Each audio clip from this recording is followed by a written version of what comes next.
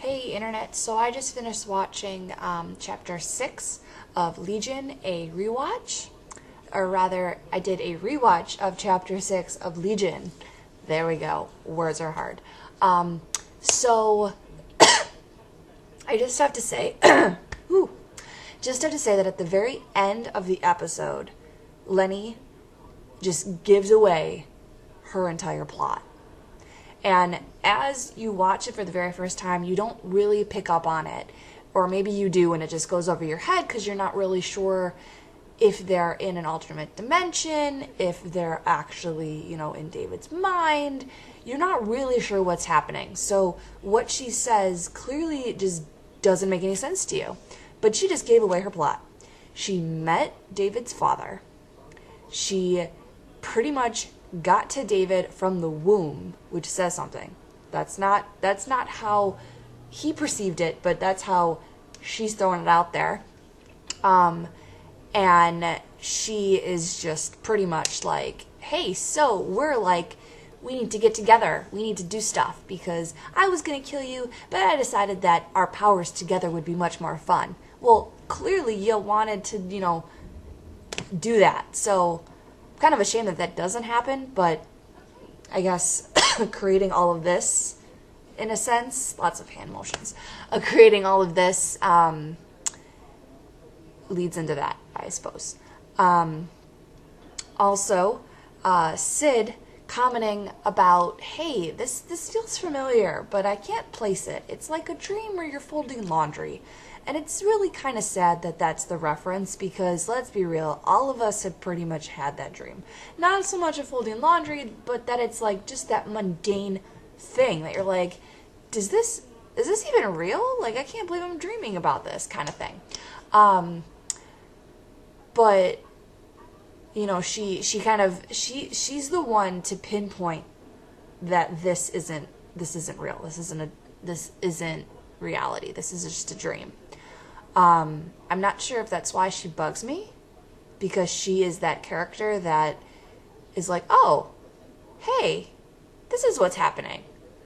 Or, I don't know. I haven't quite pinpointed, or pinned down, rather, why she bugs me so much. But what's interesting, speaking of Sid, when she has pie and she and David and Potatomy are eating pie at dinner, at lunch or whatever, and David's about to eat it, and Amy, who I guess we don't know as Amy, or he doesn't recognize her as Amy, or I don't know, comes over and says, no pie for you, and she takes it and she eats it. Does that have anything to do with the very, very, very first episode where David doesn't get his birthday cake? Maybe. So he doesn't actually know what this tastes like. But then of course, Sid starts, she's like, okay, fine, I'm not going to eat it. And he's like, no, go ahead. It's just pie. I'm going to pout. And she takes a bite, realizes it tastes funny, looks down at it, and it's full of bugs. Well, as we realized from the prior episode, is that there are strawberries in David's astroplane. There were strawberries in a bowl with bugs. Well, that symbolizes the Shadow King. That symbolizes this parasite that David has. And the fact that Sid is merely attached to this now. And I think I am so set on this theory that when she went inside of David's mind and she met little David, and little David is walking her around and she's hugging him and all this stuff, they made this connection. And this connection is what's holding her close to Lenny as well. But not so close that maybe Lenny realizes that it's happening. At least not right away, until, she's getting oddly suspicious, and Lenny is like, here, listen to crickets. Crickets will make you, forget, technically. So there's that. But it is kind of interesting. So she throws the pie on the floor, and then the music starts, and then there's Lenny's dance scene. And man, it's perfect. It's nearly perfect because right before she has pie, right before they eat the pie, Lenny has a session with David. So it's very fresh in her mind that it's you know, the part that she's going to take over is saying, all your memories now belong to me, and, you know, this, that, and the other thing. So as Lenny's having her dance scene with the shades of red and black, which, hello, there's the red again, there's the contrast, that you see scenes of Lenny and David together, mostly. Since I got a little bit too distracted by Lenny's actual dance, I'm pretty sure that's all you see is Lenny and David. I don't think you see any of David and Sid. But anyway, so that's kind of funny that, you know, we have this random dance scene in the middle of nothing, or in the middle of nowhere, and we're like, oh wow, that was really cool, that was really different. So there's that. And then, let's see, what else? Oh, in the very, very beginning, we get another take on everybody's story.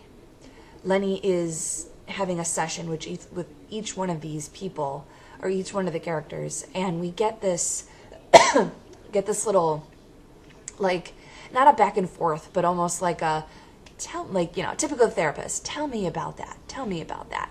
And so we get this little jump of people's past and kind of a little bit more about them. And then, of course, you have Carrie and Carrie, who, it's just, I forget how ridiculous the two of them are and how they're actually, like, so perfect for each other in the fact that they're like, well, this isn't weird. It's not bothering anybody. Why can't we just hang out? Why can't, you know, we answer, like, why is this a big deal? And then, you know, I don't know. So the two of them, which you go back to when female Carrie had this conversation with Sid, that she comments, or maybe, is it to Sid? It's to someone, I want to say it's to Sid, that it's, he makes me laugh and I protect him. And of course, he's, you know, ripping off his glasses and he pulls out this rainbow scarf or whatever, and she laughs, and it's cute. And then, you know, she has this suspicion that someone's watching her, and Walter is such a creep. Walter is such a creep. He is such a creep. I don't know why he's such a creep. I mean, he's called the Eye, so clearly he sees all, and he sees stuff that we don't want to be involved with. But he is a creepo. So him kind of stalking female Carrie adds this other dynamic that he's like, hey, what's going on? Huh.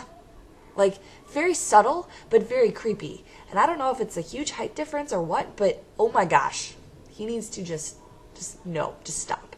And I think that makes him more creepy in the fact that he's so silent in every other episode, and then all of a sudden he's just like, he's got so much to say, but he's still got that look about him.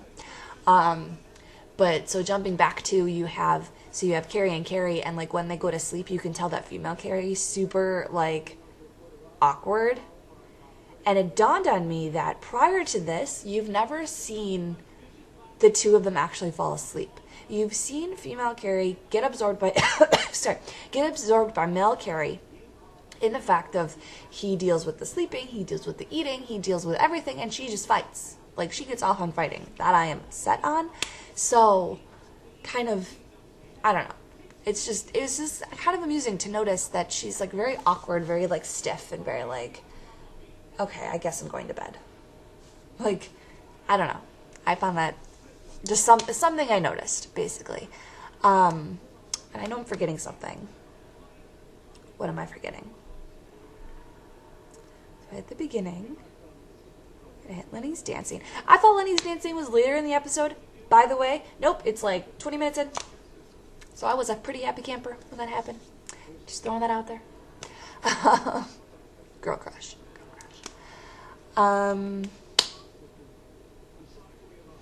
know there are a couple of things that I wanted to mention. Perhaps I mentioned them already, but the shades of red reappear a lot in the episode, and actually the entire like hospital itself is very bright. It seems brighter than when they were actually at Clockworks and not in David's mind of Clockworks. So I think that has something to do with it. I think that has something to do with how David and Sid are like when they're in the astral plane, that it's like 100% white, and white is like pure or whatever, and then you have, you know, Lenny being this devil of sorts with like all the reds and the hues and stuff. So I don't know if that is the proper contrast to mention, but I'm mentioning it anyway. So I think that's it. I think that's it. Yeah. So there you go. Looking forward to the rest of the 2 more episodes to go. And my favorite scene, well, second favorite scene, first scene was a dance scene, second scene is the bolero scene, bolero scene. Let's see if I can sit through it a second time. That's gonna be the main thing, the next review I do. So there it is.